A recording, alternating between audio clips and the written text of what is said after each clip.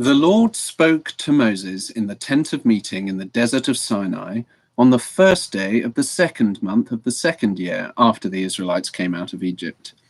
He said, "Take a census of the whole Israelite community by their clans and families, listing every man by name, one by one.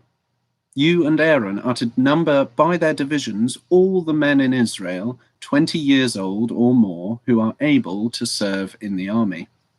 One man from each tribe, each the head of his family, is to help you. These are the names of the men who are to assist you. From Reuben, Elizur, son of Shedeur. From Simeon, Shelumiel, son of Zerushaddai. I'm going to say that one again.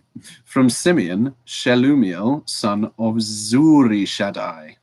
From Judah, Nahshon, son of Aminadab. From Issachar, Nathanael, son of Zuar. From Zebulun, Eliab, son of Helon.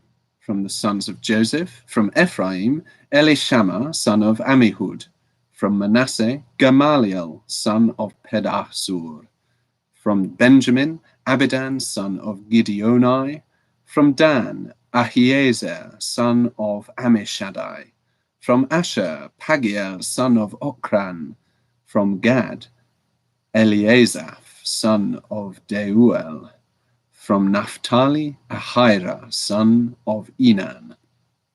These were the men appointed from the community, the leaders of their ancestral tribes. They were the heads of the clans of Israel. Moses and Aaron took these men whose names had been given, and they called the whole community together on the first day of the second month. The people indicated their ancestry by their clans and families, and the men 20 years old or more were listed by name, one by one, as the Lord commanded Moses. And so he counted them in the desert of Sinai.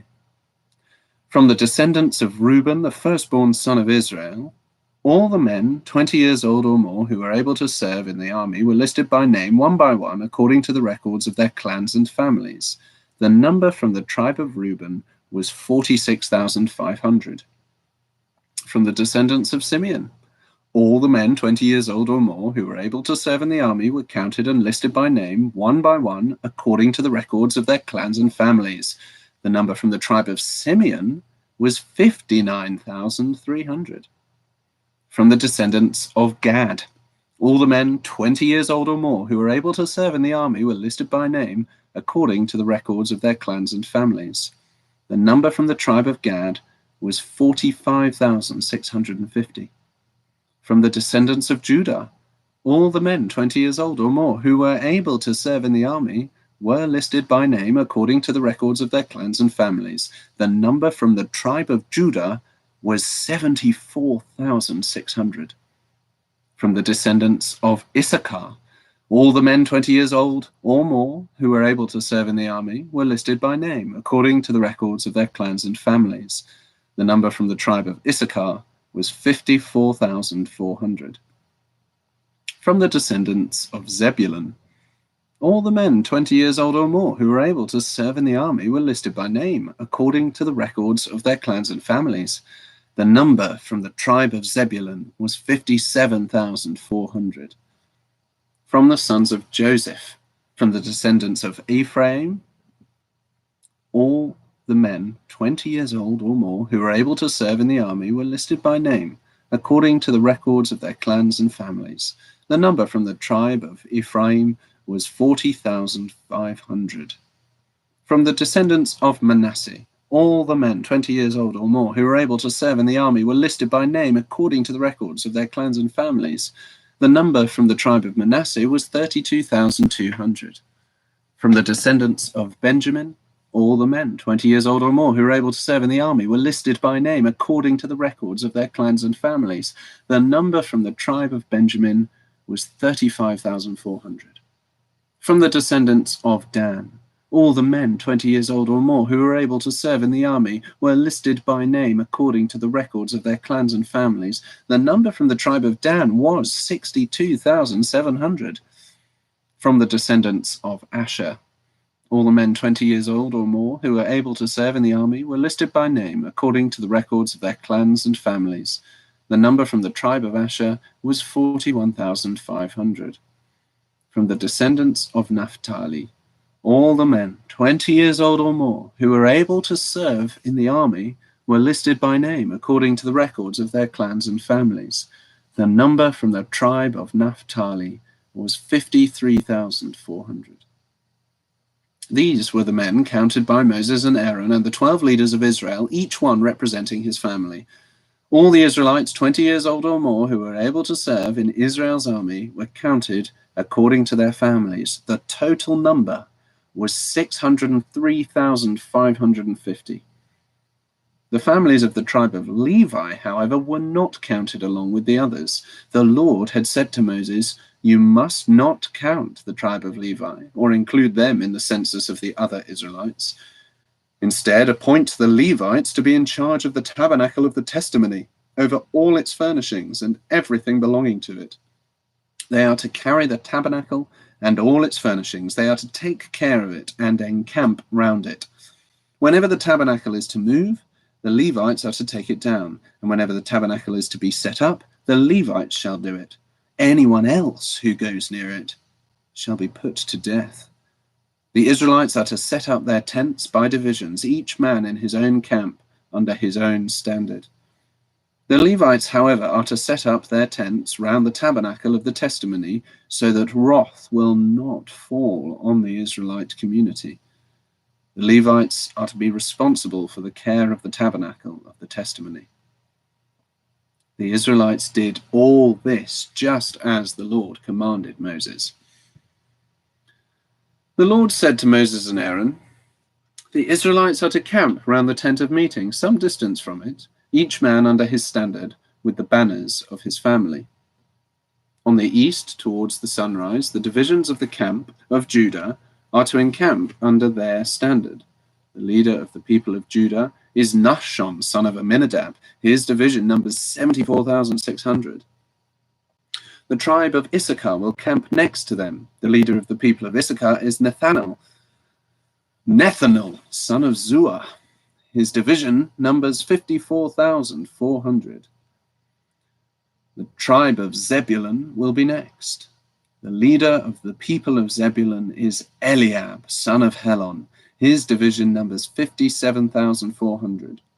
All the men assigned to the camp of Judah, according to their divisions, number 186,400. They will set out first. On the south will be the divisions of the camp of Reuben under their standard.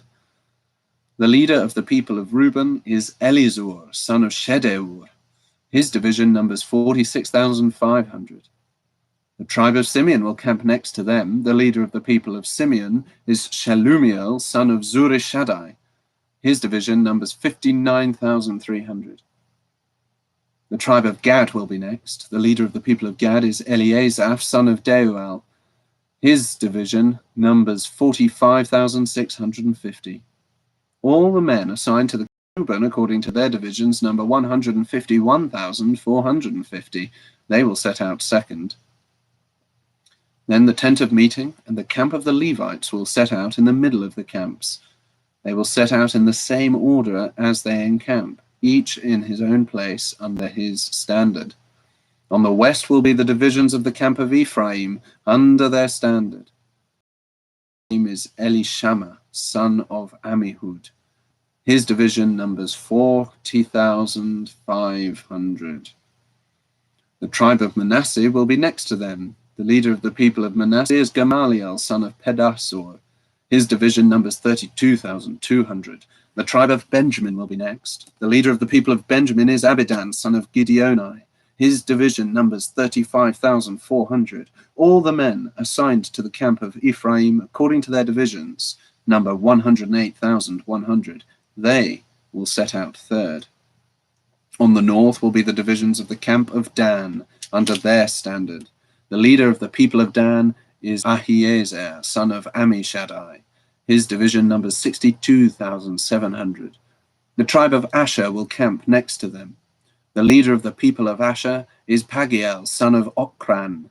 His division numbers 41,500. The tribe of Naphtali will be next. The leader of the people of Naphtali is Ahira, son of Enan. His division numbers 53,400. All the men assigned to the camp of Dan number 157,600. They will set out last under their standards.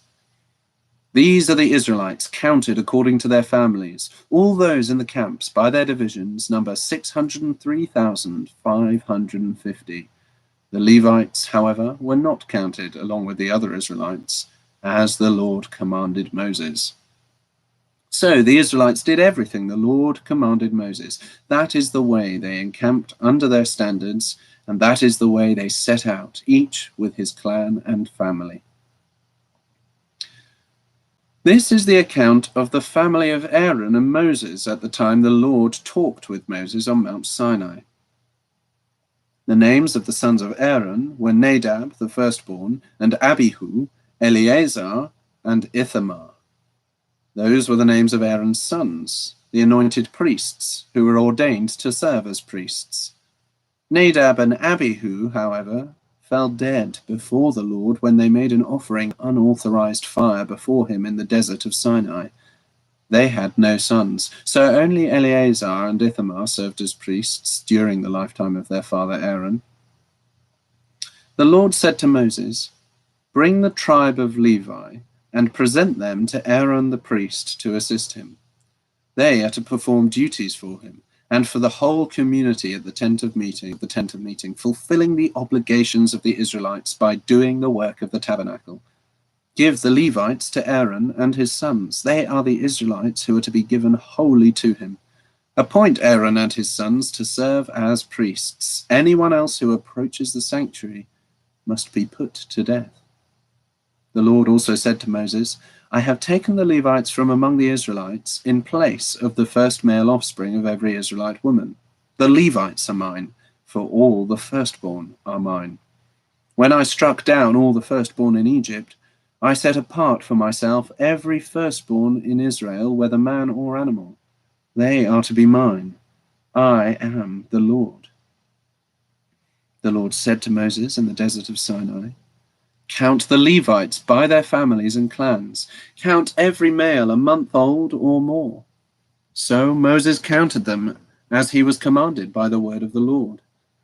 These were the names of the sons of Levi: Gershon, Kohath, and Merari. These were the names of the Gershonite clans: Libni and Shimei. The Kohathite clans: Amram, Izhar, Hebron, and Uziel. The Merarite clans: Mahli and Mushai. These were the Levite clans according to their families. To Gershon belonged the clans of the Libnites and Shimeites. These were the Gershonite clans. The number of all the males a month old or more who were counted was 7,500. The Gershonite clans were to camp on the west behind the tabernacle. The leader of the families of the Gershonites was Eleazar, son of Lael. At the tent of meeting, the Gershonites were responsible for the care of the tabernacle and tent, its coverings, the curtain at the entrance to the tent of meeting, the curtains of the courtyard, the curtain at the entrance to the courtyard surrounding the tabernacle and altar, and the ropes, and everything related to their use. To Kohath belonged the clans of the Amramites, Izharites, Hebronites, and Uzielites. These were the Kohathite clans. The number of all the males a month old or more was 8,600. The Kohathites were responsible for the care of the sanctuary. The Kohathite clans were to camp on the south side of the tabernacle. The leader of the families of the Kohathite clans was Elizaphan, son of Uziel. They were responsible for the care of the ark, the table, the lampstand, the altars, the articles of the sanctuary used in ministering, the curtain, and everything related to their use. The chief leader of the Levites was Eleazar, son of Aaron, was appointed over those who were responsible for the care of the sanctuary. To Merari belonged the clans of the Mahlites and the Mushites. These were the Merarite clans. The number of all the males a month old or more who were counted was 6,200. The leader of the families of the Merarite clans was Zuriel, son of Abihail. They were to camp on the north side of the tabernacle. The Merarites were appointed to take care of the frames of the tabernacle, its crossbars, posts, bases, all its equipment, and everything related to their use, as well as the posts of the surrounding courtyard with their bases, tent pegs, and ropes. Moses and Aaron and his sons were to camp to the east of the tabernacle, towards the sunrise, in front of the tent of meeting. They were responsible for the care of the sanctuary on behalf of the Israelites. Anyone else who approached the sanctuary was to be put to death. The total number of Levites counted at the Lord's command by Moses and Aaron, according to their clans, including every male a month old or more, was 22,000. The Lord said to Moses, "Count all the firstborn Israelite males who are a month old or more, and make a list of their names. Take the Levites for me in place of all the firstborn of the Israelites, and the livestock of the Levites in place of all the firstborn of the livestock of the Israelites. I am the Lord." So Moses counted all the firstborn of the Israelites as the Lord commanded him. The total number of firstborn males a month old or more, listed by name, was 22,273. The Lord also said to Moses, "Take the Levites in place of all the firstborn of Israel, and the livestock of the Levites in place of their livestock. The Levites are to be mine. I am the Lord. To redeem the 273 firstborn Israelites who exceed the number of the Levites, collect 5 shekels for each one, according to the sanctuary shekel, which weighs 20 gerahs. Give the money for the redemption of the additional Israelites to Aaron and his sons." So Moses collected the redemption money from those who exceeded the number redeemed by the Levites. From the firstborn of the Israelites, he collected silver weighing 1,365 shekels, according to the sanctuary shekel. Moses gave the redemption money to Aaron and his sons, as he was commanded by the word of the Lord. The Lord said to Moses and Aaron, "Take a census of the Kohathite branch of the Levites by their clans and families. Count all the men from 30 to 50 years of age who come to serve in the work in the tent of meeting. This is the work of the Kohathites in the tent of meeting, the care of the most holy things. When the camp is to move, Aaron and his sons are to go in and take down the shielding curtain and cover the ark of the testimony with it. Then they are to cover this with hides of sea cows, spread a cloth of solid blue over that, and put the poles in place. Over the table of the presence, they are to spread a blue cloth, put on it the plates, dishes, and bowls, and the jars for drink offerings. The bread that is continually there is to remain on it. Over these they are to spread a scarlet cloth, cover that with hides of sea cows, and put its poles in place. They are to take a blue cloth and cover the lampstand, that is for light, together with its lamps, its wick trimmers and trays, and all its jars for the oil used to supply it. Then they are to wrap it and all its accessories in a covering of hides of sea cows, and put it on a carrying frame. Over the gold altar they are to spread a blue cloth and cover that with hides of sea cows, and put its poles in place. They are to take all the articles used for ministering in the sanctuary, wrap them in blue cloth, cover that with hides of sea cows, and put them on a carrying frame. They are to remove the ashes from the bronze altar and spread a purple cloth over it.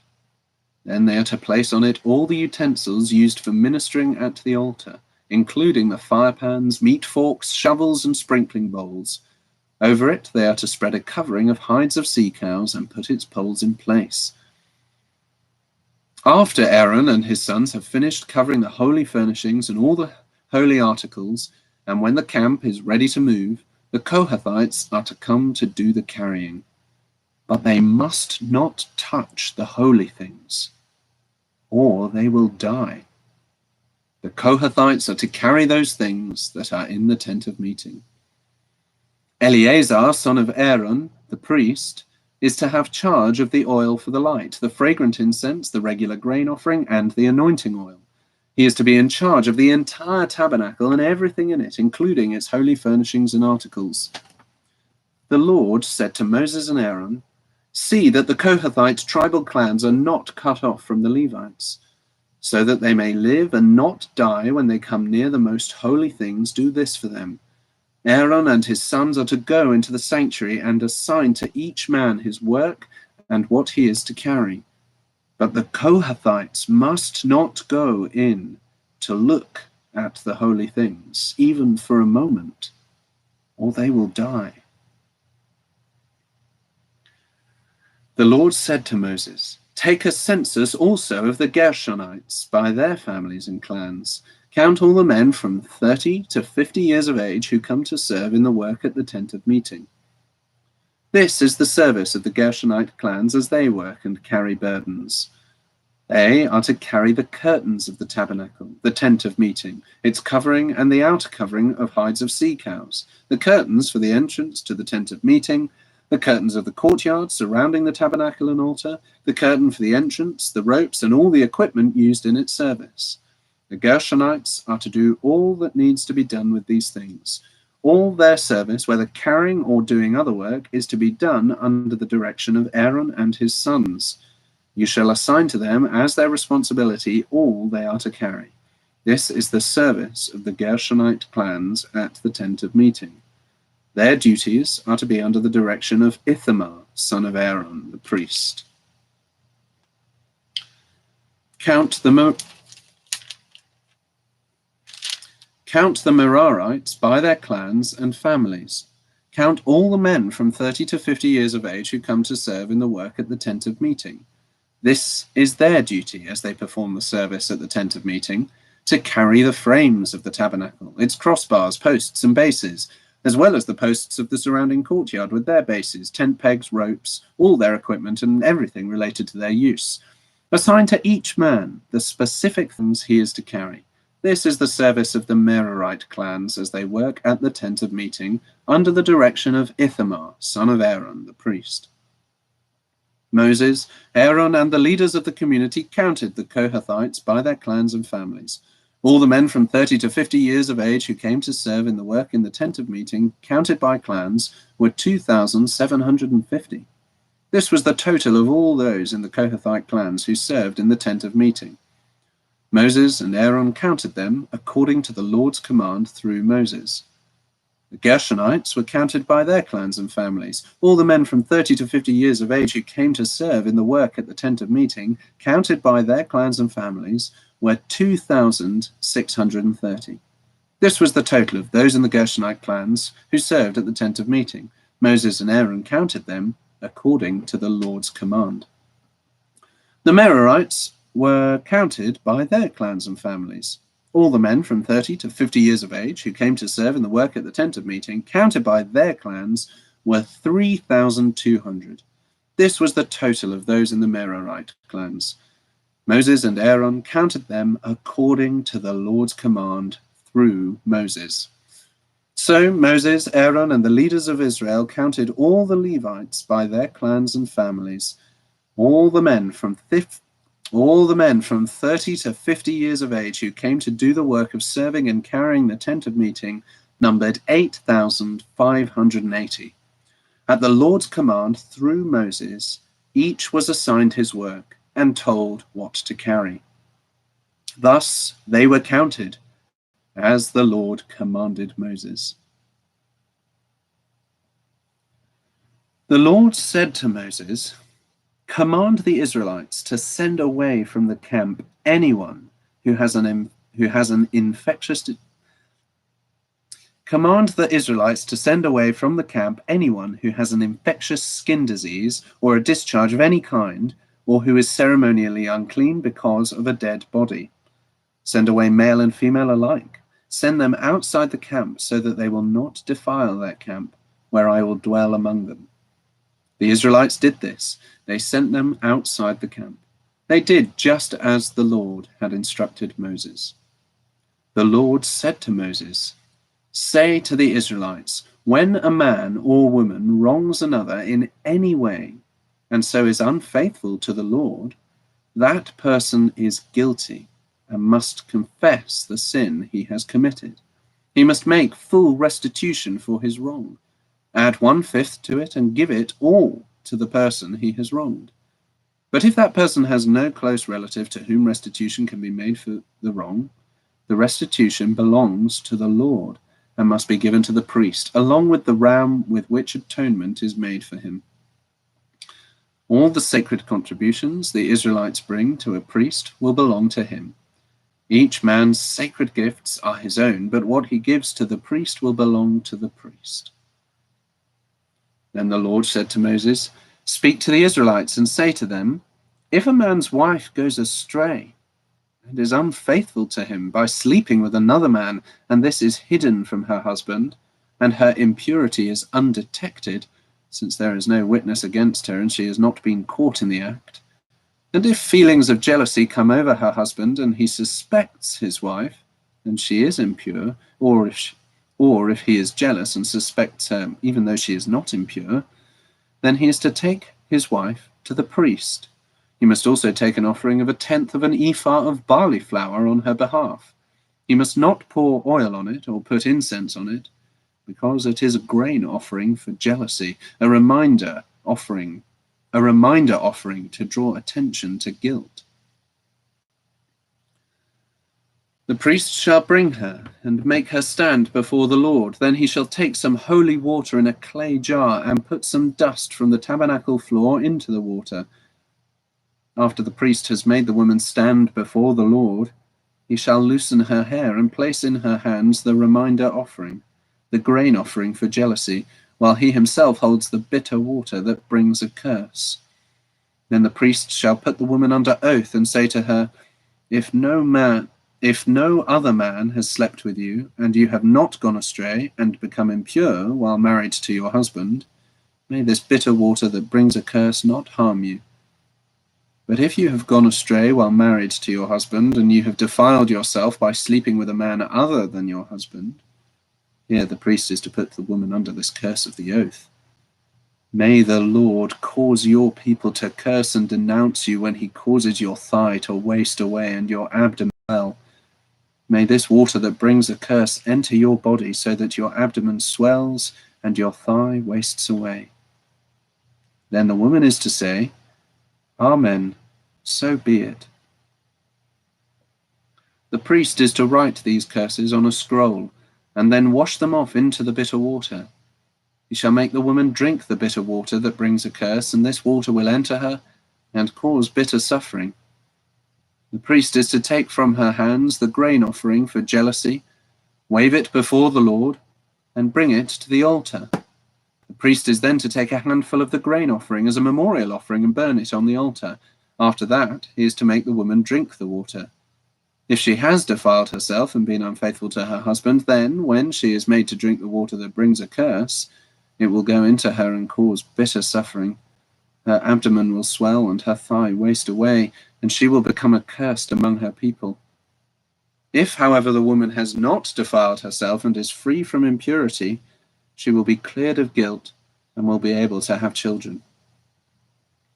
This, then, is the law of jealousy when a woman goes astray and defiles herself while married to her husband, or when feelings of jealousy come over a man because he suspects his wife. The priest is to make her stand before the Lord and is to apply this entire law to her. The husband will be innocent of any wrongdoing, but the woman will bear the consequences of her sin. The Lord said to Moses, "Speak to the Israelites and say to them, if a man or woman wants to make a special vow, a vow of separation to the Lord as a Nazirite, he must abstain from wine and other fermented drink, and must not drink vinegar made from wine or from other fermented drink. He must not drink grape juice or eat grapes or raisins. As long as he is a Nazirite, he must not eat anything that comes from the grapevine, not even the seeds or skins. During the entire period of his vow of separation, no razor may be used on his head. He must be holy until the period of his separation to the Lord is over. He must let the hair of his head grow long. Throughout the period of his separation to the Lord, he must not go near a dead body. Even if his own father or mother or brother or sister dies, he must not make himself ceremonially unclean on account of them, because the symbol of his separation to God is on his head. Throughout the period of his separation, he is consecrated to the Lord. If someone dies suddenly in his presence, thus defiling the hair he has dedicated, he must shave his head on the day of his cleansing, the 7th day. Then on the 8th day he must bring 2 doves or 2 young pigeons to the priest at the entrance to the tent of meeting. The priest is to offer one as a sin offering and the other as a burnt offering, to make atonement for him, because he sinned by being in the presence of the dead body. That same day he is to consecrate his head. He must dedicate himself to the Lord for the period of his separation and must bring a year-old male lamb as a guilt offering. The previous days do not count, because he became defiled during his separation. Now, this is the law for the Nazirite when the period of his separation is over. He is to be brought to the entrance to the tent of meeting. There he is to present his offerings to the Lord, a year-old male lamb without defect for a burnt offering, a year-old ewe lamb without defect for a sin offering, a ram without defect for a fellowship offering, together with their grain offerings and drink offerings, and a basket of bread made without yeast, cakes made of fine flour mixed with oil, and wafers spread with oil. The priest is to present them before the Lord and make the sin offering and the burnt offering.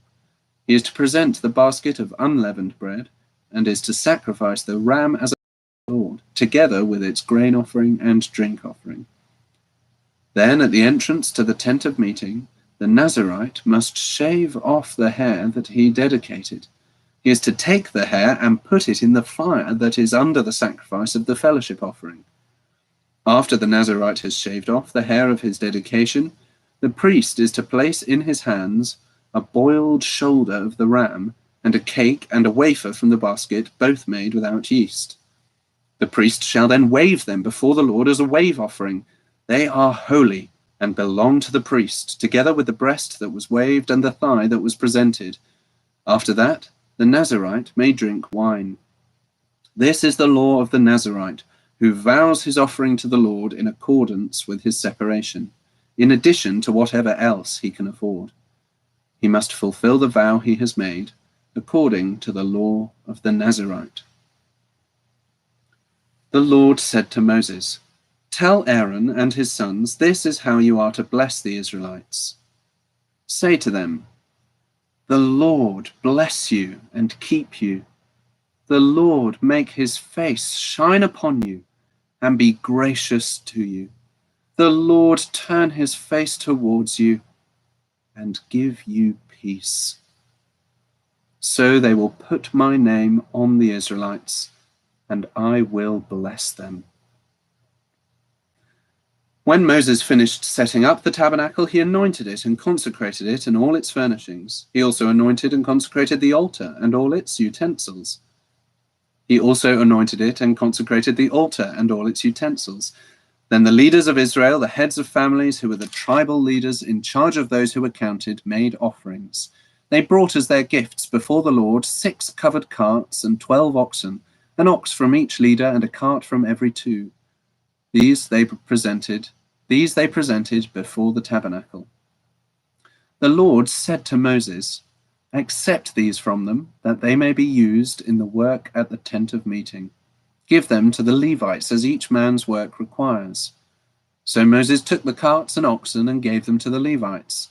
He gave 2 carts and 4 oxen to the Gershonites, as their work required, and he gave 4 carts and 8 oxen to the Merarites, as their work required. They were all under the direction of Ithamar, son of Aaron the priest. But Moses did not give any to the Kohathites, because they were to carry on their shoulders the holy things for which they were responsible. When the altar was anointed, the leaders brought their offerings for its dedication and presented them before the altar. For the Lord had said to Moses, "Each day one leader is to bring his offering for the dedication of the altar." The one who brought his offering on the first day was Nahshon, son of Amminadab, of the tribe of Judah. His offering was 1 silver plate weighing 130 shekels, and 1 silver sprinkling bowl weighing 70 shekels, both according to the sanctuary shekel, each filled with fine flour mixed with oil as a grain offering. 1 gold dish weighing 10 shekels, filled with incense. 1 young bull, 1 ram, and 1 male lamb a year old for a burnt offering. 1 male goat for a sin offering, and 2 oxen, 5 rams, 5 male goats, and 5 male lambs a year old, to be sacrificed as a fellowship offering. This was the offering of Nahshon, son of Amminadab. On the second day, Nethanel, son of Zuar, the leader of Issachar, brought his offering. The offering he brought was 1 silver plate weighing 130 shekels, and 1 silver sprinkling bowl weighing 70 shekels, both according to the sanctuary shekel, each filled with fine flour mixed with oil as a grain offering. 1 gold dish weighing 10 shekels, filled with incense. 1 young bull, 1 ram, and 1 male lamb a year old for a burnt offering. 1 male goat for a sin offering, and 2 oxen, 5 rams, 5 male goats, and 5 male lambs a year old, to be sacrificed as a fellowship offering. This was the offering of Nethanel, son of Zuar. On the third day, Eliab, son of Helon, the leader of the people of Zebulun, brought his offering. His offering was 1 silver plate weighing 130 shekels and 1 silver sprinkling bowl weighing 70 shekels, both according to the sanctuary shekel, each filled with fine flour mixed with oil as a grain offering. 1 gold dish weighing 10 shekels, filled with incense. 1 young bull, 1 ram, and 1 male lamb a year old for a burnt offering. 1 male goat for a sin offering, and 2 oxen, 5 rams, 5 male goats, and 5 male lambs a year old, to be sacrificed as a fellowship offering. This was the offering of Eliab, son of Helon. On the fourth day, Elizur, son of Shedeur, the leader of the people of Reuben, brought his offering. His offering was 1 silver plate weighing 130 shekels and 1 silver sprinkling bowl weighing 70 shekels, both according to the sanctuary shekel, each filled with fine flour mixed with oil as a grain offering. 1 gold dish weighing 10 shekels, filled with incense. 1 young bull, 1 ram, and 1 male lamb a year old for a burnt offering. 1 male goat for a sin offering, and 2 oxen, 5 rams, 5 male goats, and 5 male lambs a year old, to be sacrificed as a fellowship offering. This was the offering of Elizur, son of Shedeur. On the fifth day, Shelumiel, son of Zurishaddai, the leader of the people of Simeon, brought his offering. His offering was 1 silver plate weighing 130 shekels, and 1 silver sprinkling bowl weighing 70 shekels, both according to the sanctuary shekel, each filled with fine flour mixed with oil as a grain offering. 1 gold dish weighing 10 shekels, filled with incense. 1 young bull, 1 ram, and 1 male lamb a year old for a burnt offering. 1 male goat for a sin offering, and 2 oxen, 5 rams, 5 male goats, and 5 male lambs a year old, to be sacrificed as a fellowship offering. This was the offering of Shelumiel, son of Zurishaddai. On the sixth day, Eliasaph, son of Deuel, the leader of the people of Gad, brought his offering. His offering was 1 silver plate weighing 130 shekels, and 1 silver sprinkling bowl weighing 70 shekels, both according to the sanctuary shekel, each filled with fine flour mixed with oil as a grain offering. 1 gold dish weighing 10 shekels, filled with incense. 1 young bull, 1 ram, and 1 male lamb a year old for a burnt offering. 1 male goat for a sin offering, and 2 oxen, 5 rams, 5 male goats, and 5 male lambs a year old, to be sacrificed as a fellowship offering. This was the offering of Eliasaph, son of Deuel. On the seventh day, Elishama, son of Ammihud, the leader of the people of Ephraim, brought his offering. His offering was 1 silver plate weighing 130 shekels, and 1 silver sprinkling bowl weighing 70 shekels, both according to the sanctuary shekel, each filled with fine flour mixed with oil as a grain offering. 1 gold dish weighing 10 shekels, filled with incense. 1 young bull, 1 ram, and 1 male lamb a year old for a burnt offering. 1 male goat for a sin offering, and 2 oxen, 5 rams, 5 male goats, and 5 male lambs a year old, to be sacrificed as a fellowship offering. This was the offering of Elishama, son of Ammihud. On the 8th day, Gamaliel, son of Pedahzur, the leader of the people of Manasseh, brought his offering. His offering was 1 silver plate weighing 130 shekels, and 1 silver sprinkling bowl weighing 70 shekels, both according to the sanctuary shekel, each filled with fine flour mixed with oil as a grain offering. 1 gold dish weighing 10 shekels, filled with incense. 1 young bull, 1 ram, and 1 male lamb a year old for a burnt offering. 1 male goat for a sin offering, and 2 oxen, 5 rams, 5 goats, and 5 male lambs a year old, to be sacrificed as a fellowship offering. This was the offering of Gamaliel, son of Pedahzur. On the 9th day, Abidan, son of Gideoni, the leader of the people of Benjamin, brought his offering. His offering was 1 silver plate weighing 130 shekels, and 1 silver sprinkling bowl weighing 70 shekels, both according to the sanctuary shekel, each filled with fine flour mixed with oil as a grain offering. 1 gold dish weighing 10 shekels, filled with incense. 1 young bull, 1 ram, and 1 male lamb a year old for a burnt offering. 1 male goat for a sin offering, and 2 oxen, 5 rams, 5 male goats, and 5 male lambs a year old to be sacrificed as a fellowship offering. This was the offering of Abidan, son of Gideoni. On the 10th day, Ahiezer, son of Ammishaddai, the leader of the people of Dan, brought his offering. His offering was 1 silver plate weighing 130 shekels and 1 silver sprinkling bowl weighing 70 shekels, both according to the sanctuary shekel, each filled with fine flour mixed with oil as a grain offering. 1 gold dish weighing 10 shekels, filled with incense. 1 young bull, 1 ram, and 1 male lamb a year old for a burnt offering. 1 male goat for a sin offering, and 2 oxen, 5 rams, 5 male goats, and 5 male lambs a year old to be sacrificed as a fellowship offering. This was the offering of Ahiezer, son of Ammishaddai. On the 11th day, Pagiel, son of Okran, the leader of the people of Asher, brought his offering. His offering was 1 silver plate weighing 130 shekels and 1 silver sprinkling bowl weighing 70 shekels, both according to the sanctuary shekel, each filled with fine flour mixed with oil as a grain offering. 1 gold dish weighing 10 shekels filled with incense. 1 young bull, 1 ram, and 1 male lamb a year old for a burnt offering. 1 male goat for a sin offering, and 2 oxen, 5 rams, 5 male goats, and 5 male lambs a year old to be sacrificed as a fellowship offering. This was the offering of Pagiel, son of Okran. On the 12th day, Ahira, son of Enan, the leader of the people of Naphtali, brought his offering. His offering was 1 silver plate weighing 130 shekels and 1 silver sprinkling bowl weighing 70 shekels, both according to the sanctuary shekel, each filled with fine flour mixed with oil as a grain offering. 1 gold dish weighing 10 shekels, filled with incense. 1 young bull, 1 ram, and 1 male lamb a year old for a burnt offering. 1 male goat for a sin offering, and 2 oxen, 5 rams, 5 male goats, and 5 male lambs a year old to be sacrificed as a fellowship offering. This was the offering of Ahira, son of Enan. These were the offerings of the Israelite leaders for the dedication of the altar when it was anointed: 12 silver plates, 12 silver sprinkling bowls, and 12 gold dishes. Each silver plate weighed 130 shekels, and each sprinkling bowl 70 shekels.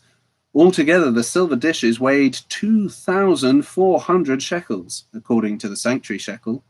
The 12 gold dishes filled with incense weighed 10 shekels each, according to the sanctuary shekel. Altogether, the gold dishes weighed 120 shekels.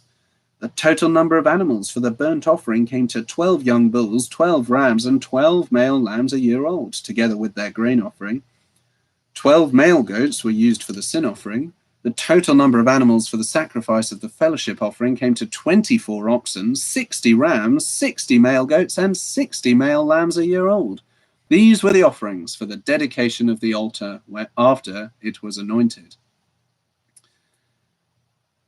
When Moses entered the tent of meeting to speak with the Lord, he heard the voice speaking to him from between the 2 cherubim above the atonement cover on the Ark of the Testimony, and he spoke with him.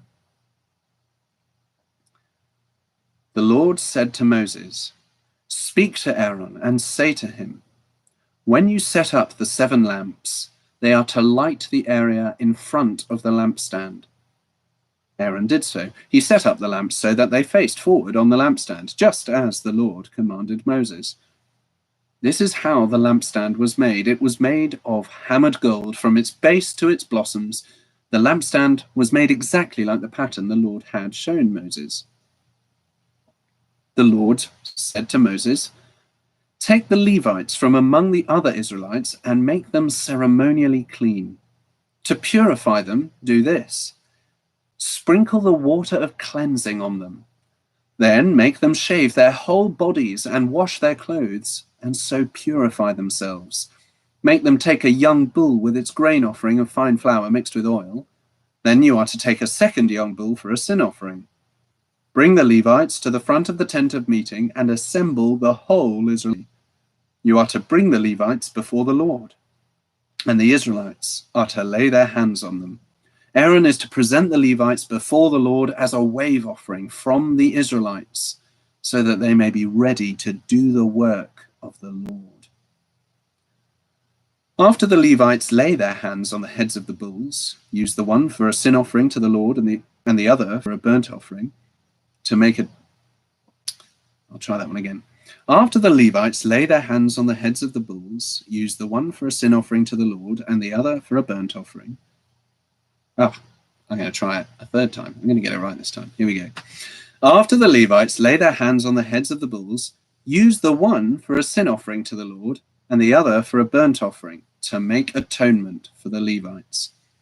Make the Levites stand in front of Aaron and his sons, and then present them as a wave offering to the Lord.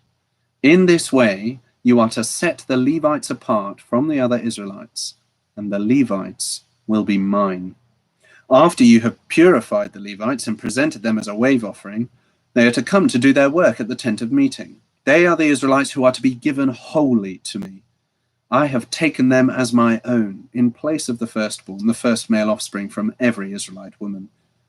Every firstborn male in Israel, whether man or animal, is mine. When I struck down all the firstborn in Egypt, I set them apart for myself. And I have taken the Levites in place of all the firstborn sons of Israel. Of all the Israelites, I have given the Levites as gifts to Aaron and his sons to do the work at the tent of meeting on behalf of the Israelites, and to make atonement for them, so that no plague will strike the Israelites when they go near the sanctuary. Moses, Aaron, and the whole Israelite community did with the Levites just as the Lord commanded Moses. The Levites purified themselves and washed their clothes. Then Aaron presented them as a wave offering before the Lord and made atonement for them to purify them. After that, the Levites came to do their work at the tent of meeting under the supervision of Aaron and his sons. They did with the Levites just as the Lord commanded Moses. The Lord said to Moses, "This applies to the Levites. Men 25 years old or more shall come to take part in the work at the tent of meeting. But at the age of 50, they must retire from their regular service and work no longer. They may assist their brothers in performing their duties at the tent of meeting, but they themselves must not do the work. This, then, is how you are to assign the responsibilities of the Levites." The Lord spoke to Moses in the desert of Sinai in the first month of the second year after they came out of Egypt. He said, "Make the Israelites celebrate the Passover at the appointed time. Celebrate it at the appointed time, at twilight on the 14th day of this month, in accordance with all its rules and regulations." So Moses told the Israelites to celebrate the Passover, and they did so in the desert of Sinai at twilight on the 14th day of the first month. The Israelites did everything just as the Lord commanded Moses. But some of them could not celebrate the Passover on that day because they were ceremonially unclean on account of a dead body. So they came to Moses and Aaron that same day and said to Moses, "We have become unclean because of a dead body, but why should we be kept from presenting the Lord's offering with the other Israelites at the appointed time?" Moses answered them, "Wait until I find out what the Lord commands concerning you." Then the Lord said to Moses, "Tell the Israelites, when any of you or your descendants are unclean because of a dead body or away on a journey, they may still celebrate the Lord's Passover. They are to celebrate it on the 14th day of the second month at twilight. They are to eat the lamb together with unleavened bread and bitter herbs. They must not leave any of it till morning or break any of its bones. When they celebrate the Passover, they must follow all the regulations. But if a man who is ceremonially clean and on a journey fails to celebrate the Passover, that person must be cut off from his people, because he did not present the Lord's offering at the appointed time. That man will bear the consequences of his sin." An alien living among you who wants to celebrate the Lord's Passover must do so in accordance with its rules and regulations. You must have the same regulations for the alien and the native born. On the day the tabernacle, the tent of the testimony, was set up, the cloud covered it. From evening till morning, the cloud above the tabernacle looked like fire. That is how it continued to be. The cloud covered it, and at night it looked like fire. Whenever the cloud lifted from above the tent, the Israelites set out. Wherever the cloud settled, the Israelites encamped. At the Lord's command, the Israelites set out, and at his command, they encamped. As long as the cloud stayed over the tabernacle, they remained in camp. When the cloud remained over the tabernacle a long time, the Israelites obeyed the Lord's order and did not set out. Sometimes the cloud was over the tabernacle only a few days. At the Lord's command, they would encamp, and then at his command, they would set out. Sometimes the cloud stayed only from evening till morning, and when it lifted in the morning, they set out. Whether by day or by night, whenever the cloud lifted, they set out. Whether the cloud stayed over the tabernacle for 2 days, or a month, or a year, the Israelites would remain in camp and not set out. But when it lifted, they would set out.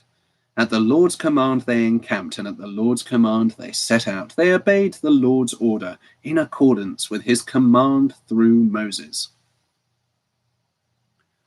The Lord said to Moses, "Make 2 trumpets of hammered silver, and use them for calling the community together and for having the camps set out. When both are sounded, the whole community is to assemble before you at the entrance to the tent of meeting. If only one is sounded, the leaders, the heads of the clans of Israel, are to assemble before you. When a trumpet blast is sounded, the tribes camping on the east are to set out. At the sounding of a second blast, the camps on the south are to set out. The blast will be the signal for setting out. To gather the assembly, blow the trumpets, but not with the same signal. The sons of Aaron, the priests, are to blow the trumpets. This is to be a lasting ordinance for you and the generations to come. When you go into battle in your own land against an enemy who is oppressing you, sound a blast on the trumpets. Then you will be remembered by the Lord your God and rescued from your enemies. Also, at your times of rejoicing, your appointed feasts and new moon festivals, you are to sound the trumpets over your burnt offerings and fellowship offerings, and they will be a memorial for you before your God. I am the Lord, your God." On the 20th day of the 2nd month of the 2nd year, the cloud lifted from above the tabernacle of the testimony. Then the Israelites set out from the desert of Sinai and traveled from place to place until the cloud came to rest in the desert of Paran. They set out this first time at the Lord's command through Moses. The divisions of the camp of Judah went first under their standard. Nahshon, son of Amminadab, was in command. Nethanel, son of Zuar, was over the division of the tribe of Issachar, and Eliab, son of Helon, was over the division of the tribe of Zebulun. Then the tabernacle was taken down, and the Gershonites and Merarites who carried it set out. The divisions of the camp of Reuben went next under their standard. Elizur, son of Shedeur, was in command. Shelumiel, son of Zurishaddai, was over the division of the tribe of Simeon, and Eliasaph, son of Deuel, was over the division of the tribe of Gad. Then the Kohathites set out, carrying the holy things. The tabernacle was to be set up before they arrived. The divisions of the camp of Ephraim went next under their standard.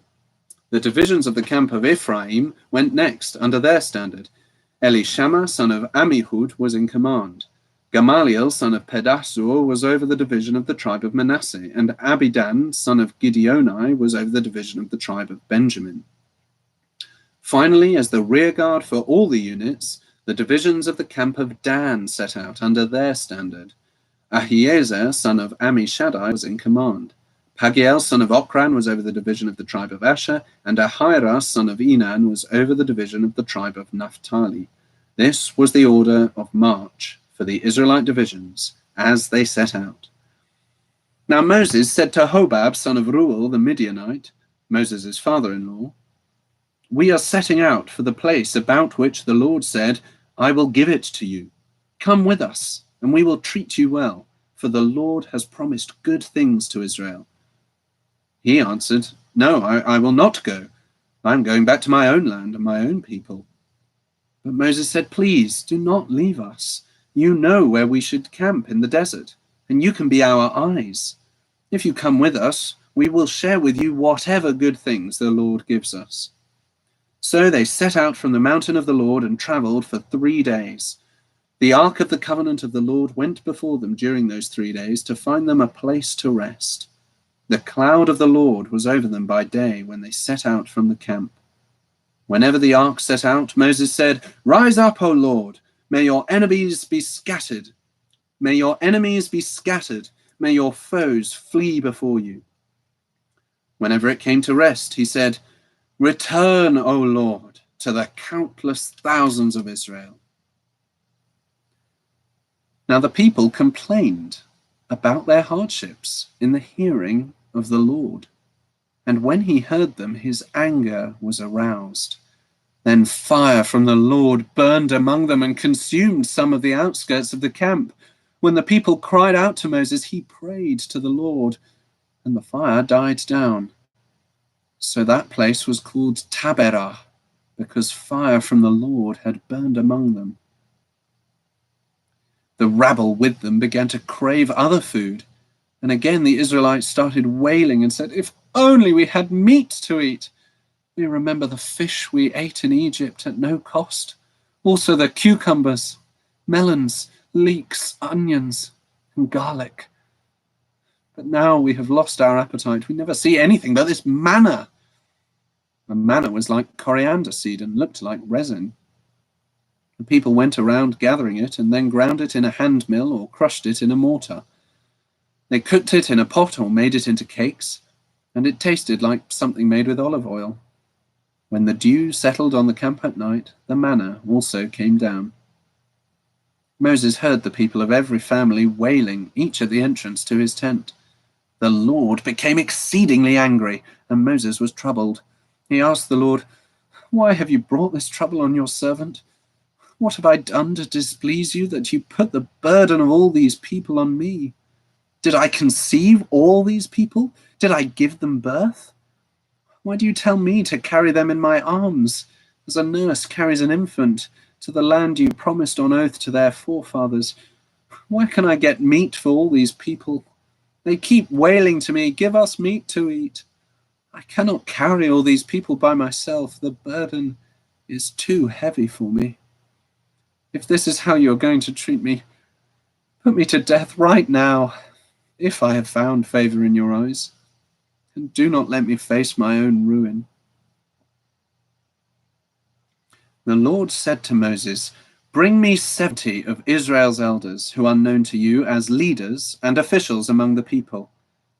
Make them come to the tent of meeting, that they may stand there with you.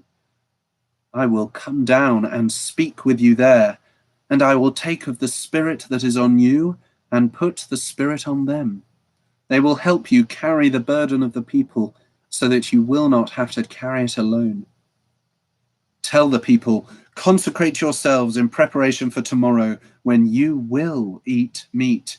The Lord heard you when you wailed, if only we had meat to eat. We were better off in Egypt.' Now the Lord will give you meat, and you will eat it. You will not eat it for just 1 day, or 2 days, or 5, 10, or 20 days, but for a whole month, until it comes out of your nostrils and you loathe it, because you have rejected the Lord who is among you, and have wailed before him, saying, 'Why did we ever leave Egypt?'" But Moses said, "Here I am among 600,000 men on foot, and you say, 'I will give them meat to eat for a whole month.' Would they have enough if flocks and herds were slaughtered for them? Would they have enough if all the fish in the sea were caught for them?" The Lord answered Moses, "Is the Lord's arm too short? You will now see whether or not what I say will come true for you." So Moses went out and told the people what the Lord had said.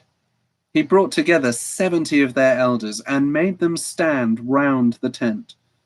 Then the Lord came down in the cloud and spoke with them, and he took of the Spirit that was on him and put the Spirit on the 70 elders. When the Spirit rested on them, They prophesied, but they did not do so again. However, 2 men whose names were Eldad and Medad had remained in the camp. They were listed among the elders, but did not go out to the tent. Yet the Spirit also rested on them, and they prophesied in the camp. A young man ran and told Moses, "Eldad and Medad are prophesying in the camp." Joshua, son of Nun, who had been Moses' assistant since youth, spoke up and said, "Moses, my lord, stop them." But Moses replied, "Are you jealous for my sake? I wish that all the Lord's people were prophets, and that the Lord would put his Spirit on them." Then Moses and the elders of Israel returned to the camp. Now a wind went out from the Lord and drove quail in from the sea. It brought them down all around the camp to about 3 feet above the ground, as far as a day's walk in any direction. All that day and night, and all the next day, the people went out and gathered quail. No one gathered less than 10 homers. Then they spread them out all around the camp. But while the meat was still between their teeth, and before it could be consumed, the anger of the Lord burned against the people, and he struck them with a severe plague. Therefore the place was named Kibroth Hattaavah, because there they buried the people who had craved other food. From Kibroth Hattaavah, the people traveled to Hazeroth and stayed there. Miriam and Aaron began to talk against Moses because of his Cushite wife, for he had married a Cushite. "Has the Lord spoken only through Moses?" they asked. "Hasn't he also spoken through us?" And the Lord heard this. Now Moses was a very humble man, more humble than anyone else on the face of the earth. At once the Lord said to Moses, Aaron, and Miriam, "Come out to the tent of meeting, all 3 of you." So the 3 of them came out. Then the Lord came down in a pillar of cloud. He stood at the entrance to the tent and summoned Aaron and Miriam. When both of them stepped forward, he said, "Listen to my words.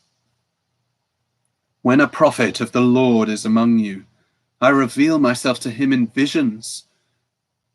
I speak to him in dreams. But this is not true of my servant Moses. He is faithful in all my house. When with him I speak face to face, clearly and not in riddles. He sees the form of the Lord. Why then were you not afraid to speak against my servant Moses? The anger of the Lord burned against them, and he left them. When the cloud lifted from above the tent, there stood Miriam, leprous like snow. Aaron turned towards her and saw that she had leprosy, and he said to Moses, "Please, my Lord, do not hold against us the sin we have so foolishly committed.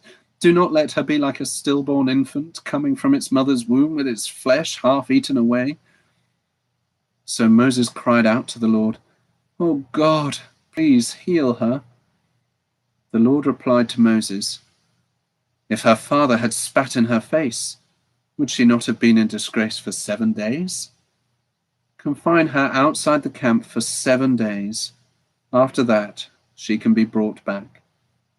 So Miriam was confined outside the camp for 7 days, and the people did not move on till she.